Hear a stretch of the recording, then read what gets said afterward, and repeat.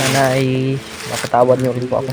Talaga makakalimutan yung mga nangyari mga tol. Hindi ko gustuhan yung mga nangyari na ganun. Kalabanin ko yung mga kasamahan ko. Sundan siguro ako, Brad. Yan. Dala rin ako ng damit ko, bigas. Kasi doon ako nang galing na ano, At biskwit, yung mga ano ba. sa amin kaya dito kami. Yan. Grabe yung pag-akit natin sa bundok mga tol. Kasi tumawag sa akin si Pilot mga tol.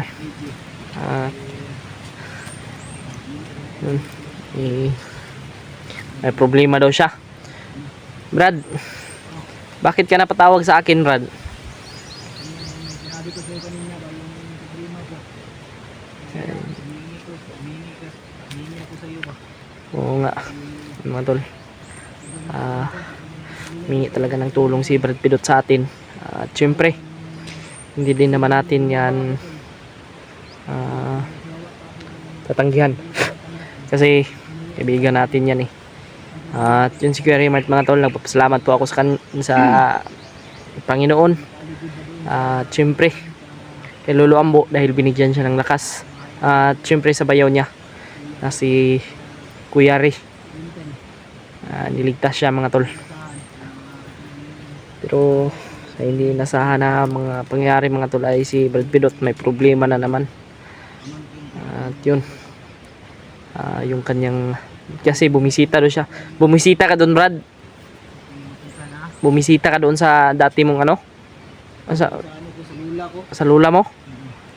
Pero pagdating mo doon, Dating ko doon, kasi umuwi ako, Brad, nung ano ba, di ba sinabihan kita nung nasa baba pa tayo yung pag ano natin sa oo. ano ni Marvin, asawa at anak niya. Di ba pagligtas natin ay umuwi ako doon sa amin upang mabisita yung lula ko kasi matagal-tagal rin kami hindi nakita eh. Ang problema, Brad, nung pag-uwi ko daw, pagbalik ko dito sa doon sa tinitirhan ko na boarding house ay mga isang linggo lang siguro yung lumipas. May mga o ilang araw lang siguro. Eh, may mga nakaano na daw doon, mga umaaligid ba. Kaya yung pag-alis ko, mga hindi ko na matandaan yung ano eh. Pero yung sabi ng ano ko ay ginukot daw yung bayaw ko. Kasi yung kuya ko ay wala doon eh. Yung sabi mo nagtrabaho? Nagtrabaho tol eh. Kasi Pray po natin mga tol, sana ligtas po sila mga tol na sa construction at walang ginawa sa kanilang daanan. hindi sila sinaktan ng mga demonyo ba. Yung bata lang at ang Wala tayong bag ngayon pero syempre mga tol hindi natin kinalimutan yung pagkain. ganun yung nangyari. May dala pa rin tayo ng pagkain mga tol. Kasundan siguro ako, Brad. Yan. Dala rin ako ng damit ko, bigas. Kasi doon ako nang galing na Yan. Bigas yan oh. doon ako nang galing na bundok. Bigas. Sa likodan yan. Ano? At biskwit, yung mga ano ba. Sa amin kaya dito kami pupunta. Pang ano lang. Kasi dito rin ako nang galing na bundok. Kasi hindi na natin alam mga tol kung ilang araw tayo dito, ilang buwan. Pagiging ano ko dati. Pagiging bindido.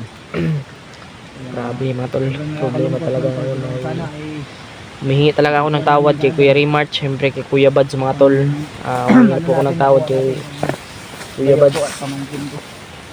Sana rin. Yun kay Kuya Raymart mga tol, hindi pa ako nakapaghingi ng tawad sa kanya in personal mga tol.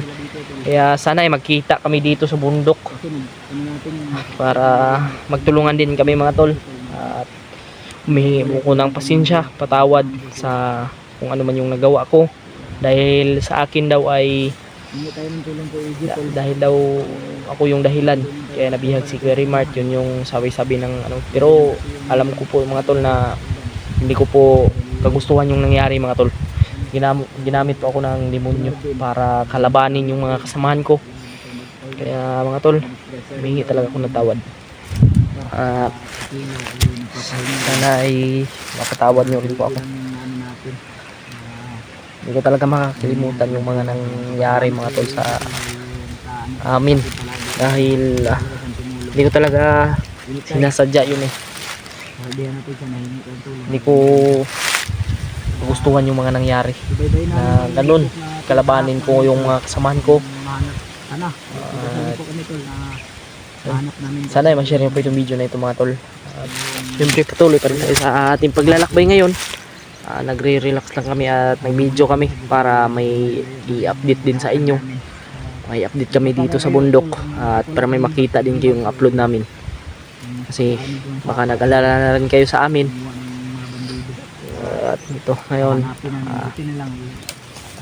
Brad, hanapin natin yung kuan mo, yung bayaw mo, mag-ina mo. Ay yung mag-ina ng kuan mo ba? Ng kapatid mo. Iiyak ngayon ba? Gusto sumama? Sabi ko, wag na kasi wala kasi yung sapat na gamit ba? At Wala siyang ano, wala siyang gimat. gimat ba? Kaya sabi ko sa kanya, ipaubayan mo na lang sa akin, ako nang bahala. At pinapangako ko sa kanya na abot na ating makakaya, hahanapin ko talaga yung asawa at anak niya. Grabe yung ano niya sa akin, lumuhod niya siya sa harapan ko, nagmamakaawa ba na tutulungan ko talaga siya. Sabi ko naman, walang problema sa akin para Tulad ng mga tol, talagang hindi natin yung kagustuhan yung mga nangyayari. Pero sa hindi inaasahang pangyayari ay ganun talaga, no. Kaya mga tol, ay pagdasal nyo po yung kaligtasan namin ni Pidot, lalo na yung ibang kasama namin, at sana ay makita rin namin yung mga kasama namin dito mga tol sa bundok. Salamat talaga sa inyong taimtim na pagdarasal. Share nyo po itong video na ito mga tol, at sa mga bago lang po napadpad dito sa channel ko, like, comment, share, and subscribe na rin po, at pakiclick ng notification bell para lagi kayong nangunguna sa mga ina-upload kong video. At yun mga tol, grabe. May shoutout lang po tayo mga tol, no. Shoutout kay Mama Hilma, Mami Bibs Bayugos, yan, shoutout po. Yan, shoutout po kay Mami Michelle, yan, shoutout. At syempre kay Tita Shaim Bakusa, yan, shoutout po.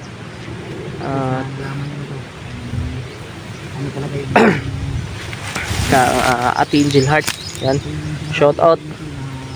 Shoutout sa iyo kapatid, yan. Maraming salamat po talaga sa inyong suporta. Kay Ate Nadim, yan, shoutout po. Ingat po kayo mga tol, lalo na ngayon gulong-gulo po yung ibang bansa. Nagkagulo na mga tol, naghihira na. Share na rin po pala ng At syempre mag-iingat din tayo dito sa bundok mga tol, dahil hindi rin natin alam. At sa bawat hakbang natin dito ay delikado din po. Kasi alam niyo naman yung ano natin, kailangan talaga natin mag-ingat. At nagpapasalamat din ako kay Lolo Ambo, binigyan tayo ng proteksyon sa bawat paglalakbay natin. Binigyan tayo ng ano, proteksyon sa ating katawan para panglaban sa ano, sa kasamaan, mga demonyo. Brad, patuloy tayo sa ating paglalakbay ngayon.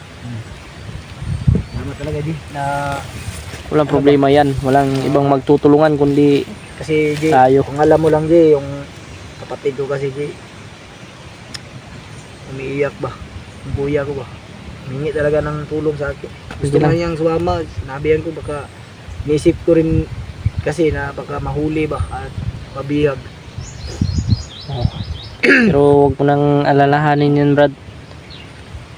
Ang importante ngayon ay sana makita natin yung mag-ina ng ano mo, yung kapatid mo.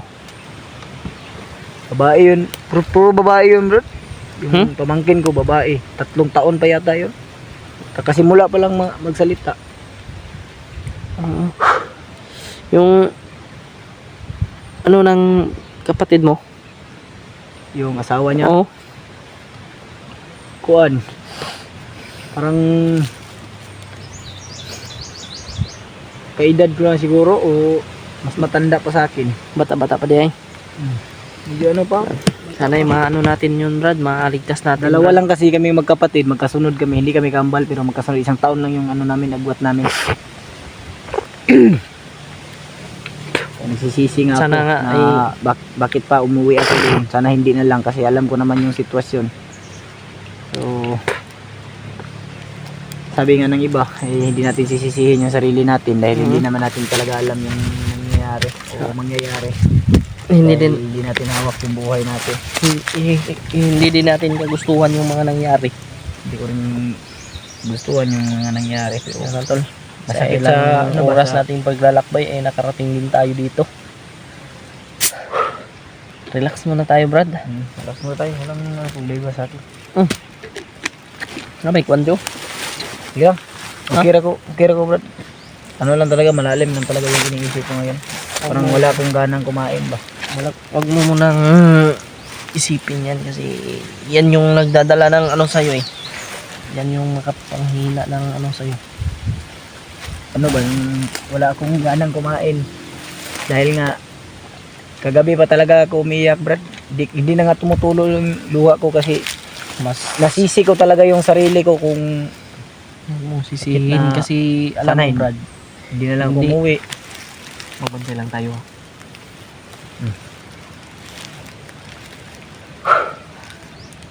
Pero hindi pa naman masyadong ano ito dito. Sana matagpuan natin gagawin. Kaya salamat ako sa iyo at Salamat din tayo kay Lolo Ambo, Brad. kay Lambo rin. At sa iba nating kasama, sana Bigyan tayo ng protection. matulungan tayo. Sana Pang- makita natin si Kuya Mart ba? Si, lalo na si Remark din at saka yung Okay. bayaw niya Alam mo, na Brad, si Iri. alam mo, Brad, ako talaga yung dahilan bakit nagkaganon si Kuya Mart eh. Huwag mong Bakit? sisihin yung sarili mo, Brad. Dahil Okay. Pero hindi ko naman kagustuhan yung mga nangyari, Brad. nung- Alam mo naman yan. Yan, sana nga magkita kami ni Kuya Mart dito sa bundok para kapag hinginin ako ng tawad sa kanya. Kasi hindi ko talaga alam yung mga Hindi mo ginawa naman- ko sa kanya. masisisi yun. Ang sisihin natin, si Bagnot talaga. Na kailangan nating puksain upang Yan talaga yung maano dapat natin. nating gawin, Brad, na maano yan si Bagnot. Dapat matapos na yung kadimunyuhan niya ba. Para wala nang mabibiktima ba. Mga, yung iba rin dito, Brad, may mga ibang commander din dito na hindi natin makikilala. Kaya hindi na tayo magkumbiyansa dahil may mga malalakas din sila na aura. Huwag lang tayong kumbiyansa talaga. May mga lungga kasi sila dito na hindi natin maano ba, hindi Buti natin na lang, makikita ba. buti na lang nakapag-relax din ako ng 4 na araw siguro. Relax ko. Yung mga tol. Kaya saludo talaga rin ako kay EJ Tol kahit na ano ay kasi may mga iba rin na nagagalit sa iyo nung na ano ka, Brad, na hypnotize ka. Pero hindi ako napanghinaan ng loob, Brad. Talagang nilabanan Pero- ko, Brad eh. Yun, Tol, nakikita nyo naman, Tol, kung gaano ka talaga katapat si EJ sa akin o sa iba naming kasamahan. Kung hindi lang yun mangyayari sana ay alam nyo naman kung gaano kabait si EJ. Dahil katulad ngayon, humingi ako ng tulong sa kanya ay anytime talaga siya na ano, Tol, na pag sabi ko sa inyo na hihingi akong tulong ay sinabi niya kaagad talaga sa akin na pupunta siya sa eksaktong location na napag-usapan namin. Kaya doon kami nakita at sabay na kami na pumunta dito. Wala lang tayong bag. Problema natin eh, wala tayong bag. Pero okay lang. May pagkain tayo dito. Dahil may pera kasi ako, may nagbigay naman sa akin, Brad, pero alam mo naman yung pamasahe, sobrang mahal. Yung lalo na ngayon, mahal na yung gasolina dahil may gira ang Iran at ang ano na yun? Iran at Maraming nadamay ngayon. Iran at Israel, ano? Israel. Diyos ko. Kaya nagmahal yung gasolina, Tol, kaya nagmahal rin yung ano, yung bilihin tsaka yung gasolina ng mga sasakyan, kaya Buti na lang mahal ito. na yung pamasahe. Doon ko nabili sa baba, mga tol. Itong pagkain. Siguro. Ano kami ni... Kaya pray pa rin, Tol, sa lahat ng Nagpapakampo mga kami na, OFW. Sana ay ligtas kayo at mag-ingat kayo palagi kung nasan man kayo ngayon. Mag-iingat talaga Kasi sila, mga- may bumba-bumba na ngayon Mag-ingat sa kayo, mga tol, kasi- lugar ninyo. Diyos ko, Lord, sobrang daming kahit saan problema. na ano yung mga bomba, Brad. Kahit saan na punta yung mga bomba ba. Kung tayo man ay nakikipagbakbakan dito sa Pilipinas, pero yung totoo talaga na matatapang o bayani natin ay talaga yung mga OFW kasi nakikipaglaban sa malayo upang mabuhay yung kanilang pamilya. Yan At tayo yung lalong lalo na ngayon may mga totoong kalamidad doon. mandirigma. Kayo talaga yung sa lahat-lahat ng OFW, mga tol. Saludo Kayo talaga kami, yung Saludo tunay kami sa na inyo, mandirigma. At saludo rin kami sa inyo sa katapangan at ano nyo, sa Kahit pagmamahal na nyo sobrang talaga layo sa ng pamilya nyo, talagang nakikipaglaban ba. labanan nyo talaga yung ano. Kaya Kahit tuloy tayo alam naming miss na miss nyo ng pamilya nyo, pero nilabanan nyo pa rin, Nilabanan pa para rin. lang ano ba. kahit na may bomba na. Kasi nakikita ko sa mga bali-balita, natitingnan ko sa cellphone, may namatay na nga, Brad. Isang caregiver daw yun. Kaya na malungkot din, nakakaiyak din ba kung makikita mo yung mga taong nagkakaganyan ba. Kasi may puso rin tayo tol eh. Tao rin tayo eh. Kaya Alam nasasaktan natin tayo. yung nararamdaman ng pamilya nila. Kung ganun yung mangyayari. Kaya mag-ingat talaga kayo mga tol. Kaya At ingat kayo mga syempre, tol. pagdasal nyo palagi sa Panginoon. Pagdasal lang tayo palagi. Iligtas kayo. Iligtas yung pamilya Alam natin. naman natin na andyan yung Diyos sa atin na umaalalay at nakagabay palagi sa atin. Grabe yung lakbay namin. Kami rin. Doon talaga kami galing mga tol. Kami kung ano yung ginagawa nyo na Doon sa ano na yun. sa mga pagdarasal nyo, sinasama nyo kami. Kung kami rin tol, ay magdasal rin kami.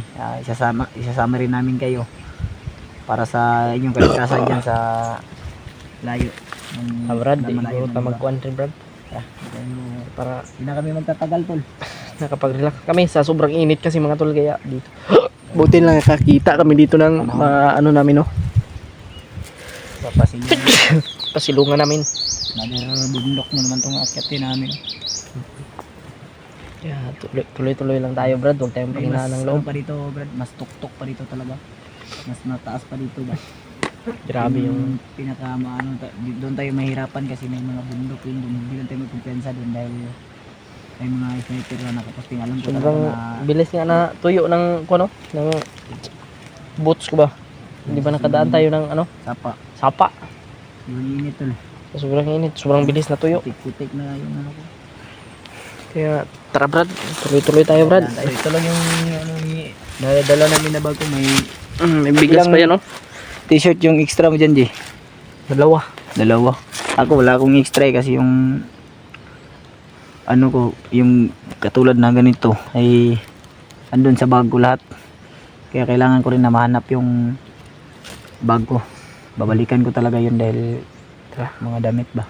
Doon tayo magpa ano. Doon tayo mag ano. Dasal niyo po kami tol.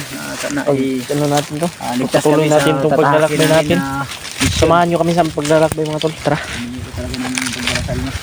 Pang ligtas kami. Yun rin tol. Sabi ko talaga ito. Bawat ano yun. Sa bahay niyo.